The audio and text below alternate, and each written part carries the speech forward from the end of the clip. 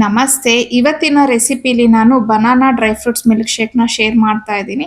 ಇದಕ್ಕೆ ನಾನು ಒಂದು ಬೌಲ್ಗೆ ಬಾದಾಮಿ, ಗೋಡಂಬಿ ಹಾಗೆ ದ್ರಾಕ್ಷಿನ ಹಾಕ್ಕೊಂಡಿದ್ದೀನಿ. ಅದ್ರ ಜೊತೆಗೆ ನಾನು ಖರ್ಜೂರನೂ ಸಹ ಹಾಕ್ಕೋತಾ ಇದ್ದೀನಿ. ಇನ್ನು ನಮ್ಮ ಮನೇಲಿ ಸೀಡ್ಲೆಸ್ ಖರ್ಜೂರ ಇರಲಿಲ್ಲ, ಹಾಗಾಗಿ ನಾನು ಸೀಡ್ ಇರುವಂಥ ಖರ್ಜೂರನೇ ಹಾಕ್ಕೋತಿದ್ದೀನಿ. ಒಂದು ವೇಳೆ ನಿಮ್ಮ ಮನೇಲಿ ಸೀಡ್ಲೆಸ್ ಖರ್ಜೂರ ಇದ್ದರೆ ನೀವು ಡೈರೆಕ್ಟಾಗಿ ಹಾಗೇ ಹಾಕ್ಕೋಬೋದು. ಇನ್ನು ಇವೆಲ್ಲ ಡ್ರೈ ಫ್ರೂಟ್ಸ್ನ ಒಂದ್ಸತಿ ಕ್ಲೀನಾಗಿ ನೀರಲ್ಲಿ ತೊಳೆದಿಟ್ಕೋತಾ ಇದ್ದೀನಿ. ಅದಾದ್ಮೇಲೆ ನಾನು ಹಾಲನ್ನು ಮುಂಚೆನೆ ಕಾಯಿಸಿ ಸ್ವಲ್ಪ ಅದನ್ನು ಬೆಚ್ಚಗೆ ಹಾಕಲಿಕ್ಕೆ ಅಂತ ಹೇಳಿ ಬಿಟ್ಟಿದ್ದೆ. ಸೊ ಇವಾಗ ನಾವು ಆ ಹಾಲನ್ನ ಡ್ರೈ ಫ್ರೂಟ್ಸ್ಗೆ ಹಾಕ್ಕೊಳ್ಳೋಣ. ಅಂದರೆ ಇದು ಒಂದು ಅರ್ಧ ಇಂದ ಮುಕ್ಕಾಲು ಗಂಟೆ ಡ್ರೈ ಫ್ರೂಟ್ಸು ನೆನೆದ್ರೆ ತುಂಬಾ ಚೆನ್ನಾಗಿರತ್ತೆ. ಇಲ್ಲ ನೀವು ಇನ್ನೂ 1 ಅವರ್ 2 ಅವರ್ ನೆನೆಸ್ತೀವಿ ಅಂತಂದ್ರೂ ಪರವಾಗಿಲ್ಲ. ಸೊ ಈಗ ನಾನು ಅದನ್ನು ನೆನೆಯೋಕ್ಕೆ ಬಿಟ್ಟಿದ್ದೀನಿ.